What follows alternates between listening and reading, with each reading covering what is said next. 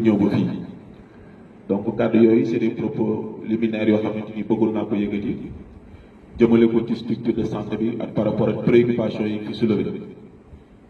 lu jëm ci wàllu chauffeur lu jëm ci wàllu appui en personnel nous avons pris bonne note incha allah lépp luñ ci man ngeen ko def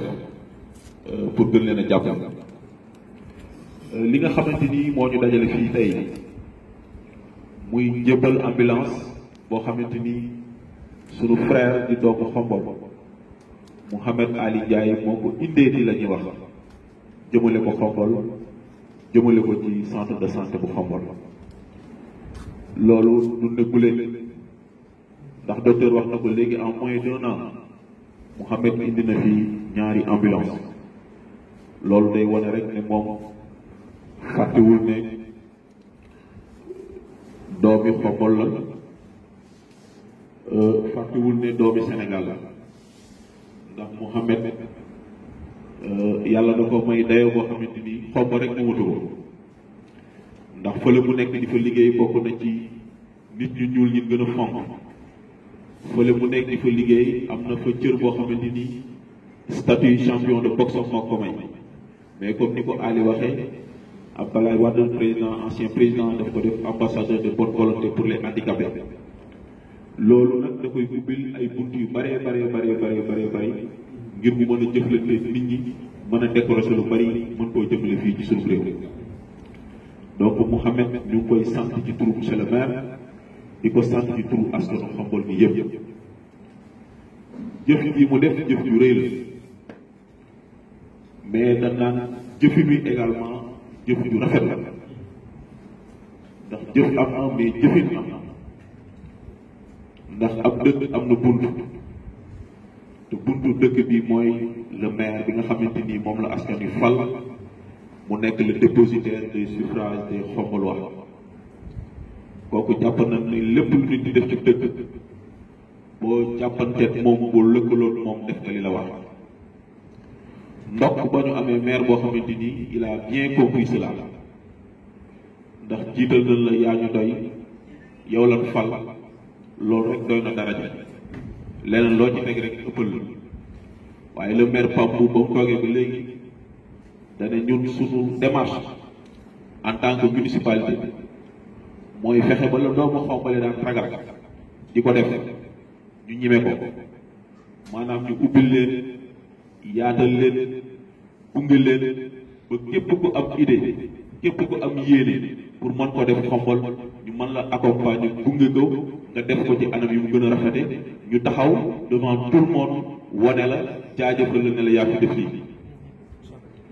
loolu yaakaar naa ni bari na Xombol waaye yu bari yu fi jaar def fi jëf yu mag ñun danoo del ca ginnaaw teg leen ca kanam wane leen ba waa Xombol ñëpp xam ne wane nañ leen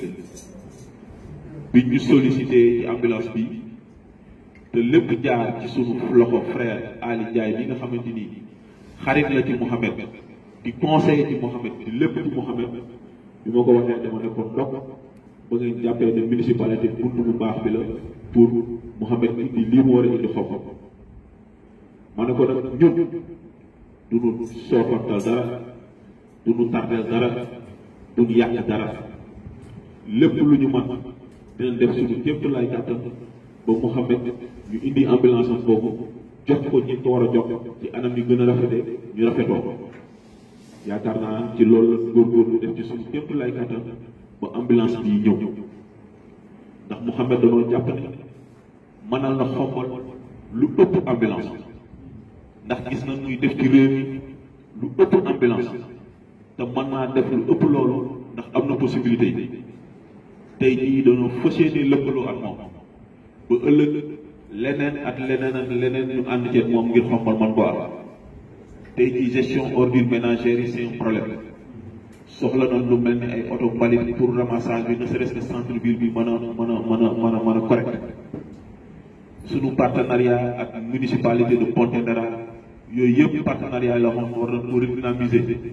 ndax tàmbali woon na mais jotuñu ko àggale te ay possibilité nga fa te Mouhamed personne ressource la boo xamante ni buñ sukkandikoo ci moom loolu lépp mën na koo yem ba loolu mën a tàmbaliwaat ñu mën a renouer notre partenariat avec la commune de Pontedera donc loolu lépp dafa war a tax ñun bu Mouhamed bëggee soxla ñu bàyyi suñu lépp accompagner ko ba li nga xamante ni moom la bëgg mu réaliser ko fii ci Xombol donc suñu yaay Aïda Cissé ci turu Pape Diouf ci turu conseil municipal Xombol ci turu askanu Xombol yëpp ñu ngi sant di gërëm Mouhamed Ali Ndiaye di ko ñaanal ndax ñaan gi sax moom la gën a soxla ndax lii mu def nii boppam la ko defal ndax doomu Xombol la waaye yéen ñii di ay waajuram également dañ leen di beral sant di leen beral gërëm ndax bu leen neexoon mu amet li muy def nii du ko def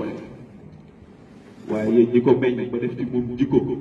mu dem bitim réew liggéey ba xelam mën a daj ci Xombol mu mën a ñëw am dara di ko indi Xombol loolu bu ko defee ñu ngi leen ci sant yéen i waajuram di ko ci sant di ko ci gërëm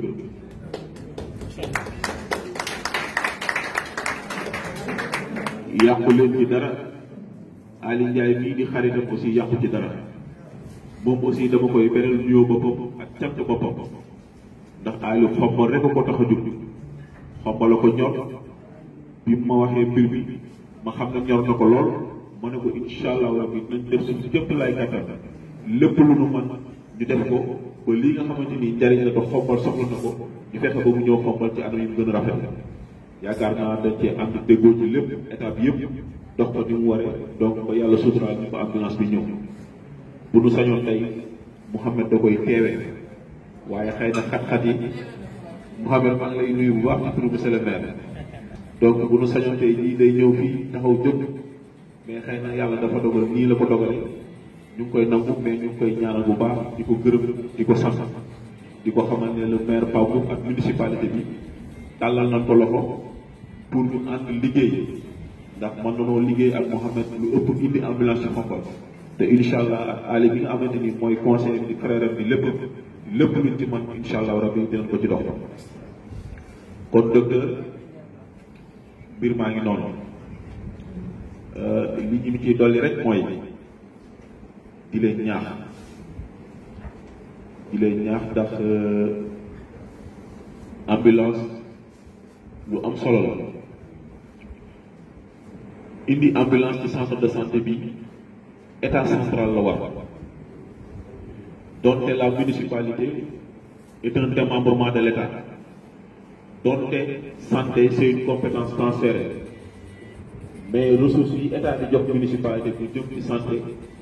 équipement yu mel ni ambulance bokku ci donc loolu état central la war waaye état la war pour tere municipalité bi ak doomi Xombol lépp lu ñu mën ñu def ko loolu moo waral suñu taxawaay bi boo fexe ba ambulance bi mën a ñëw fii ci hôpital bi ñu ànd ci ak Mouhamed ak famille ak ay xaritam yëpp donc xool leen effort yooyu nga xamante ni ñu ngi koy def pour suppléer l'état bi nga xamante ni moo waroon a def loolu lépp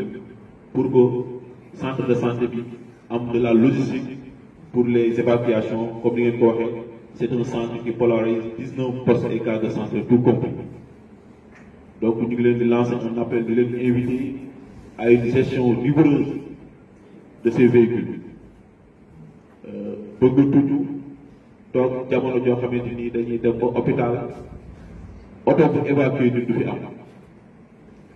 yaakaar naa hôpital bi demoon na ba am fi ñaar ba ñetti ambulance waaye demoon nañ ba toog ba benn ambulance amatu fi ba ñuy wër di abbaani ambulance loolu rafetlu ci deru Xombol